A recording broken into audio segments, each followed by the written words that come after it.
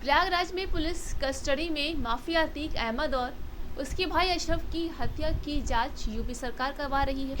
जहां शूटर से पूछताछ और जांच की मॉनिटरिंग के लिए हाई लेवल एसआईटी बनाई गई है। इस सबके बावजूद सहारनपुर में भाजपा विधायक राजीव गुंबर का एक वीडियो सामने आया है, जिसमें वो दोनों हत्याओं का श्रेय यूपी सरकार को दे रहे हैं। जी हां, निकाय चुनाव की जनसभा को संबोधित करते हुए सहारनपुर के गुंडों की बारी भी बता देते हैं और अब राजनीति गलियारों में चर्चा है कि उनका निशाना मसूद परिवार पर है।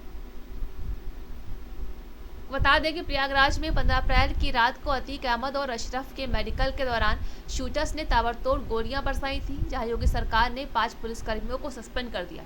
वहीं सरकार हत्याकांड की जांच करवा रही है और पुलिस कस्टडी में अतीक और अशरफ की हत्या से प्रदेश की कानून व्यवस्था पर सवाल उठा रही है।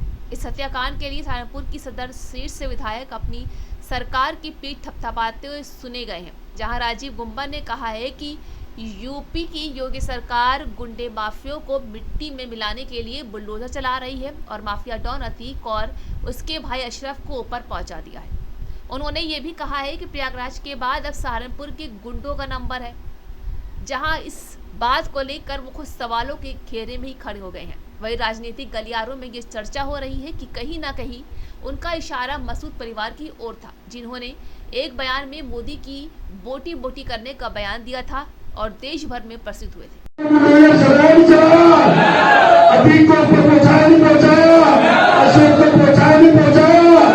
तो सहारनपुर में भी गुंडों को भाग लगाना है और डॉक्टर अजय सिंह को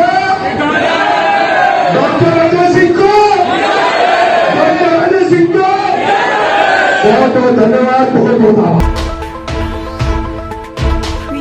प्रयागराज में न्यायिक आयोग के सदस्यों ने उत्तर प्रदेश के प्रयागराज में कॉलविन अस्पताल का दौरा किया है, जहां 15 अप्रैल को गैंगस्टर अतीक अहमद और उसके भाई अशरफ की हत्या कर दी गई थी।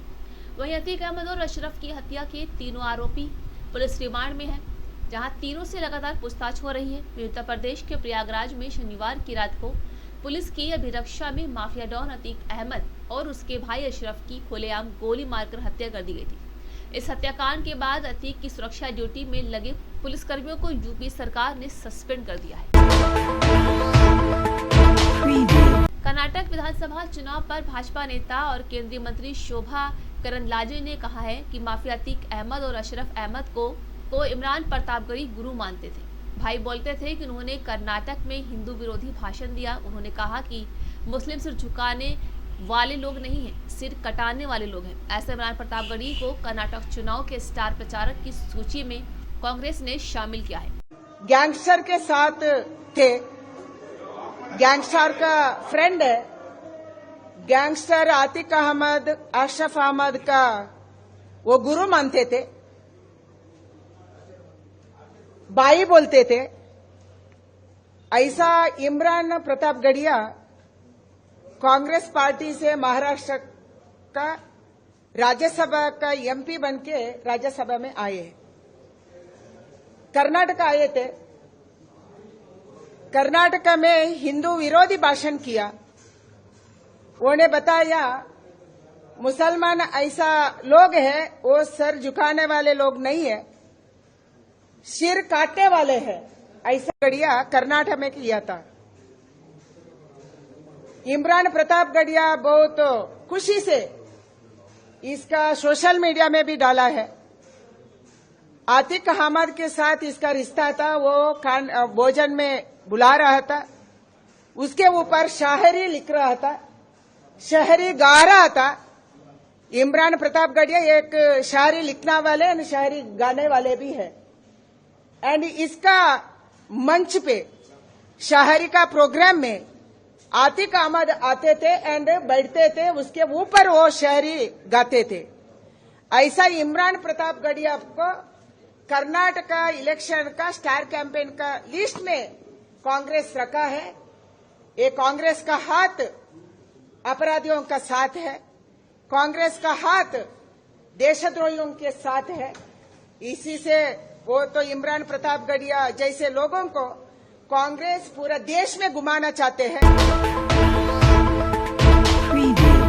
लखनऊ के नाका हुसैनगंज ओवरब्रिज पर प्लाईवुड व्यापारी अरुण जिंदल के कर्मचारी अंकित यादव और अर्जुन राठौर ने बुधवार रात बाइक सवार युवकों पर 13 लाख रुपए लूटने की सूचना पुलिस को दी है, जहां पुलिस ने जांच पड़ताल और पीड़ित अंकित और अर्जुन ने अलग अलग बयान पर शक हुआ है, जहां सख्ती से पूछताछ में सामने आया है कि दोनों ने पैसा हड़पने के लिए लूट की झूठी सूचना दी थी। वहीं पुलिस आरोपी से पैसे बरामद के लिए देर रात पूछताछ भी कर रही थी। यूपी में लॉ एंड ऑर्डर के लिए योगी सरकार एक्शन मोड पर आ गई है, जहां सरकार ने साफ किया है कि वो धर्म और जाति नहीं बल्कि उसके निशान पर हर वो अपराधी है जो खुद को जुर्म की दुनिया का बेताज बादशाह समझता है। उन्हीं अपराधियों से निपटने के लिए जीरो टॉलरेंस नीति के तहत अल्पसंख्यक हो या बहुसंख्यक, पिछड़ी जाति हो या अगड़ी, अपराधी अब पुलिस के निशाने पर है। इसके चलते ही यूपी पुलिस की मोस्ट वांटेड क्रिमिनल लिस्ट है, जिसमें उन लोगों को शामिल किया गया है जिन्होंने गंभीर अपराध किए हैं। ये लिस्ट धर्म और जाति को आधार बनाकर तैयार की गई है, जहां इस लिस्ट में जहां अतीक और अशरफ की मौत के बाद नाम हटा दिया गया है, वही लिस्ट में ब्रजेश सिंह और त्रिभुवन सिंह के नाम भी शामिल है। आपको बता दें कि इनके अलावा 25 आरोपियों के नाम और भी शामिल हैं।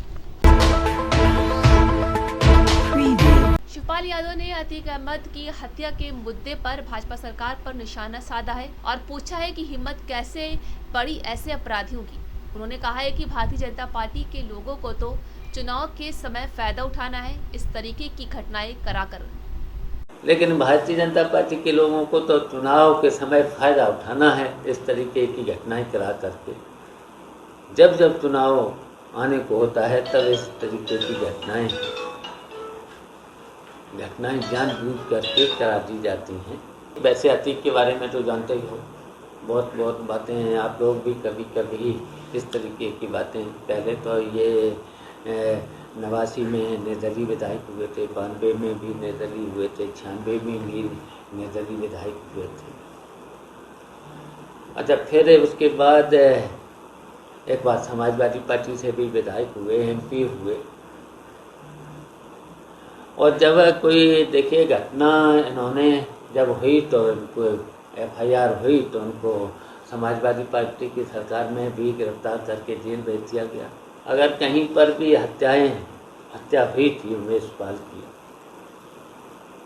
तो पूरी तरह से गिरफ्तार करना चाहिए था और घटना होनी भी नहीं चाहिए था। जब धनर्ष था, सब सुविधाएं थी, तो पूरी तरह से देखिए लॉ एंड ऑर्डर इनका फेल, इंटेलिजेंस फेल। क्यों नहीं पकड़ पा रहे, क्यों घटना हुई। और उसी तरीके से देखिए अतीक और इनके जो, वैसे ठीक है जेल में थे, जेल से बाहर आए, पुलिस संरक्षण में थे, पुलिस संरक्षण में थे और ऐसी घटनाएं हो जाए तो इनका तो फिर लाइन ऑर्डर कहाँ बरसा। Intelligence fail, line order fail, तो पूरी तरह से सरकार की देखिए विफलता। अब जब पूरी सरकार की विफलता है तो इस तरह की ये जो बातें हो रही हैं विफलता को छिपाने के लिए, लाइन ऑर्डर जो ध्वस्त है, अभी देख ही लिया लाइन ऑर्डर इनका।